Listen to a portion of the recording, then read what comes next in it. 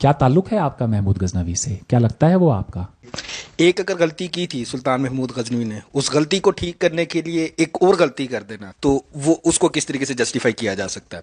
दूसरा पहले एक पहले मैं इसका जवाब दे दूं। जी। ठीक है, महमूद गजनवी ने गलती की, बात अगर वहां रुक जाती कोई मसला नहीं था, लेकिन महमूद गजनवी के नाम पर मिसाइलों के नाम रख के और फिर सामने वाले को चेताना, ये उकसाना कहते हैं इसे। मेरी बात समझ रहे हैं आप? इसे उकसाना कहते हैं इसको। वो तमाम वो तारीख के जो जख्म है उनको हरा करना कहते हैं। क्या ताल्लुक है आपका महमूद गजनवी से? क्या लगता है वो आपका?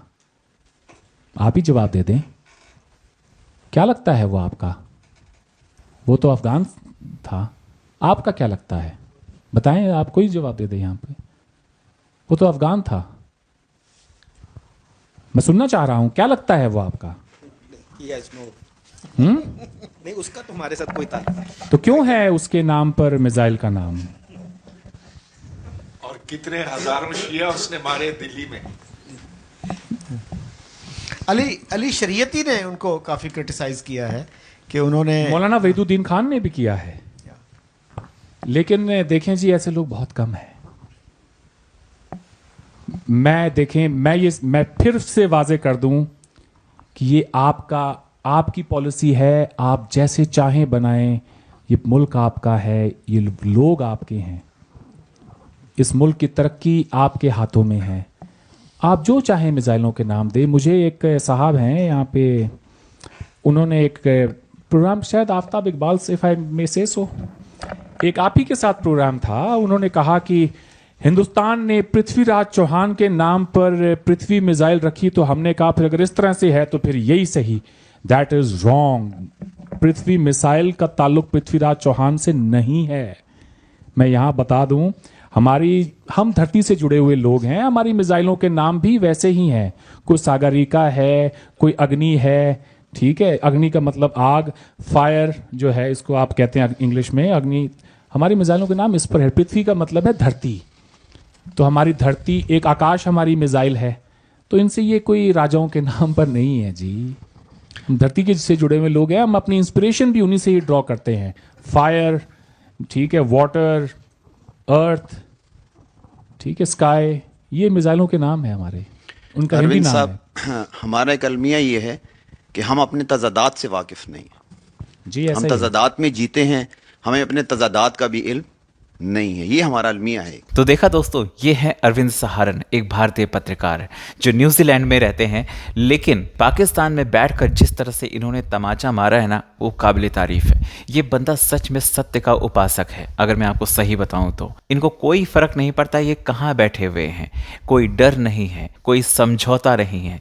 इनकी बातें साफ और बिल्कुल स्पष्ट होती हैं। और ये पाकिस्तानी अपना महिमा मंडन करने के चक्कर में जो खोखले दावे करते हैं ना, अरविंद सहारन जैसे पत्रकार इनके प्रोपेगेंडे को 2 मिनट में चकनाचूर कर देते हैं।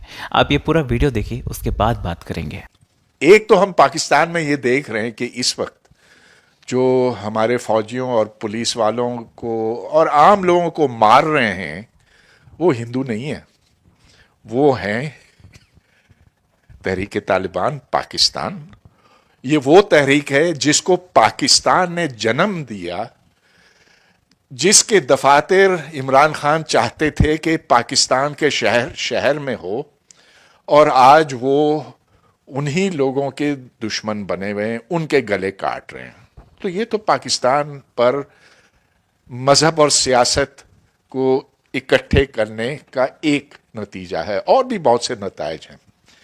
इंडिया में हमने देखा कि जो गुजरात में हुआ, और फिर अब जो राम मंदिर बना, और जो अब हमें जगह जगह नज़र आ रहा है कि मसाजिद को तोड़कर वहाँ मंदिर बनाने की पेशकशें सामने आ रही हैं, तो उधर भी ये चीज़ दिखाई दे रही है। लेकिन हम इधर से बैठकर उस तरफ ठीक तरह देख नहीं पाते हैं। आप बताएं कि मज़हब और सियासत को नथी करने के असरात वहाँ इस वक्त क्या दिखाई दे रहे हैं आपको? जी बहुत बहुत शुक्रिया सर। मैं ये एक क्वेश्चन एक्सपेक्ट कर रहा था और आपसे आया है, तो इसकी अहमियत और भी बढ़ जाती है। माफ़ करें, थोड़ा जवाब लंबा होगा इसका। मेरा पर्सनल जो इस पूरी जो आपने गुफ्तगू की है इस पे मेरी जो पर्सनल पोजीशन है, राम मंदिर की आपने बात की, तो एक सेक्युलर मॉडर्न डेमोक्रेटिक स्टेट के अंदर इस तरह के जो वाक़यात हैं वो नहीं होने चाहिए। किसी चीज़ का जो मजहबी तशख़्ख़ुस है वो वही होना चाहिए जो कि 1947 15 अगस्त को था। So let me just use the word कि बाबरी मस्जिद की शहादत की गई। इसको मैं यहाँ पे बैठ के कहने को तैयार हूँ, हिंदुस्तान में बैठ के कहने को तैयार हूँ। मेरा एक सवाल है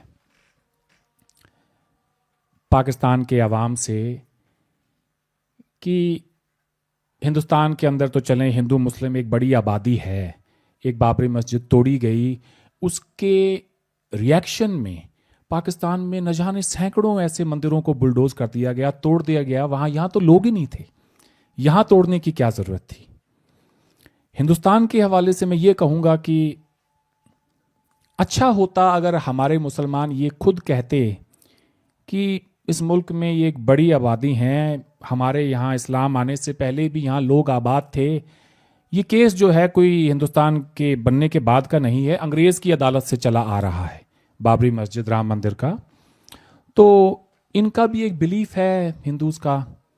तो एक ये जो गंगा जमुनी तहजीब है, इसके तहत एक ही राम है, एक ही जगह पैदा हो सकते हैं, तो उन्हें मंदिर दे देना चाहिए था। अगर हम इसी बात को एक ऑपोजिट वे में लें, अगर मैं ये पूछूं कि अगर यही बात पाकिस्तान में होती किसी एक मस्जिद को लेके और मंदिर का कोई ऐसा कोई इशू होता, तो ना ही तो मामला 30 साल अदालत में होता, ना ही जज साहब ने फैसला देना था, ताबड़तोड़ फैसला सड़क पर हो जाता और उस पर स्टेट भी नत्थी उसको कर देता। ये भी मुझे कहने में गुरेज नहीं। लेकिन जिस तरह से सारे जो डेवलपमेंट्स हुए बाबरी मस्जिद को तोड़ने के बाद और फिर बॉम्ब ब्लास्ट हुए और उसके बाद जो कुछ हुआ, उसने कहीं ना कहीं हमारी सोशल फैब्रिक को तबाह कर दिया, और इस हद तक तबाह कर दिया कि हम धीरे धीरे एक दूसरे के ऊपर शक करने लगे। ये नहीं होना चाहिए था। I don't support the destruction of Babri mosque. वो जिस तरह से हुआ वो नहीं होना चाहिए था। और एट द सेम टाइम मैं ये भी कहूँगा कि एक मेजॉरिटी कम्युनिटी है, उनका भी कोई एक राइट बनता है अपनी कोई रिलीजियस प्लेस को रिक्लेम करने का, जिसको वो आज से नहीं, अंग्रेज़ के ज़माने से नहीं, उससे भी पहले 500 साल से कहते आ रहे हैं कि हमारे मंदिर हुआ करते थे यहाँ पे, जिनको बुलडोज करके उनके ऊपर मसाजिद बनाई गई।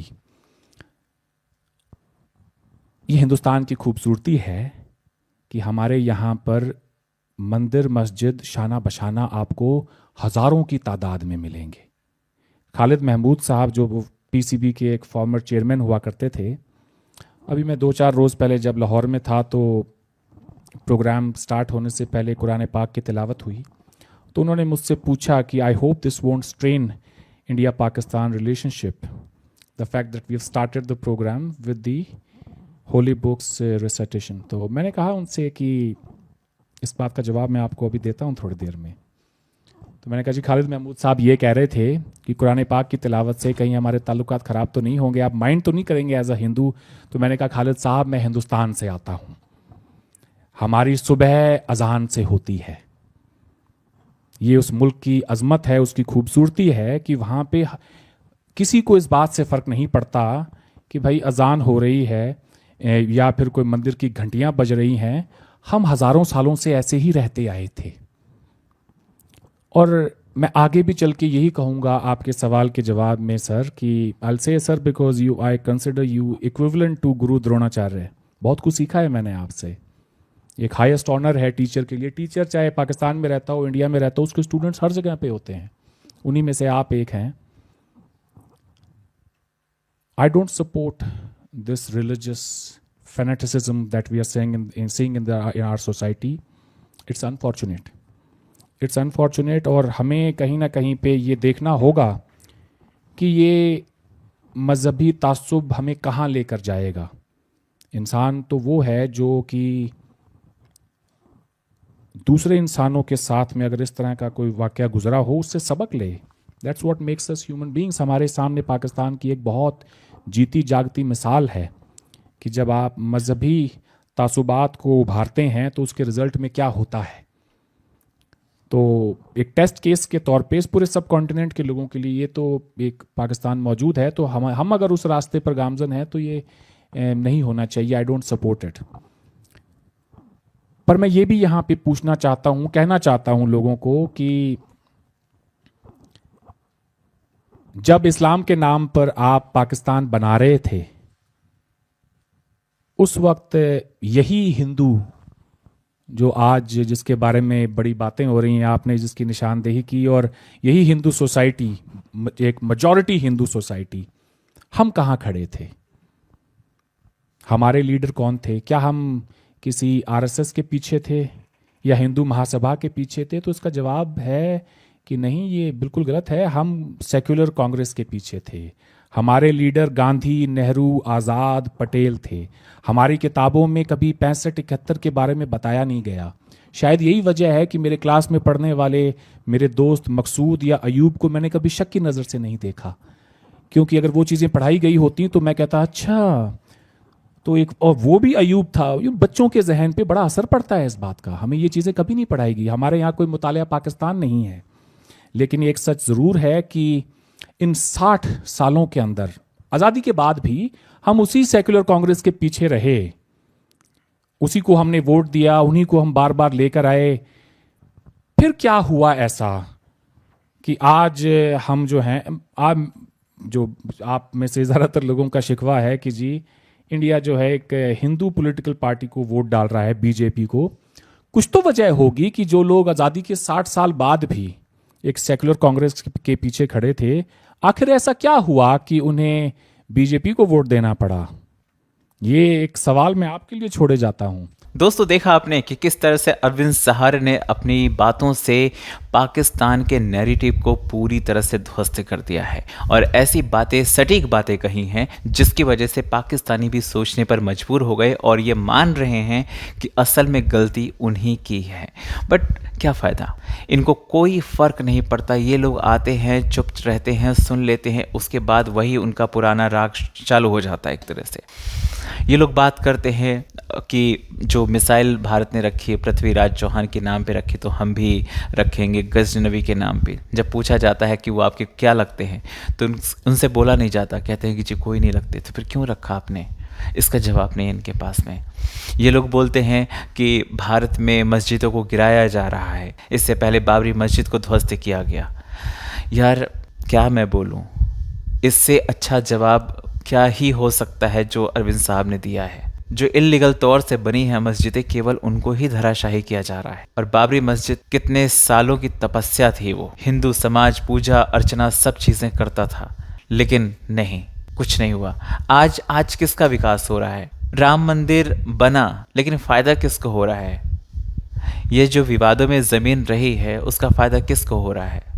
जाहिर सी बात है सब वर्गों को हो रहा है, चाहे वो हिंदू हो या मुसलमान हो।